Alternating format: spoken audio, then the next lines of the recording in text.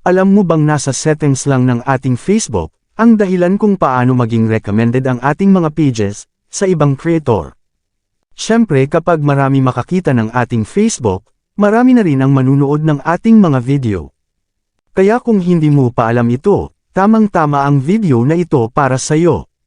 Buksan ang Facebook application. Pindutin mo ang menu. Pindutin mo ang settings. Pindutin mo ang page settings. Piliin mo ang privacy. Pindutin mo ang allow your page to be recommended. Dapat naka-turn on ito para ma-suggest ang page mo sa maraming tao.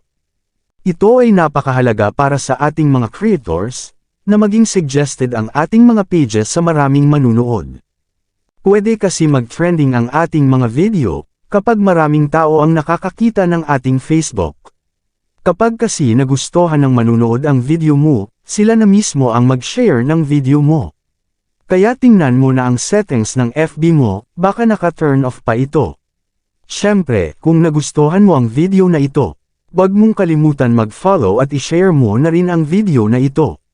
Maraming salamat po.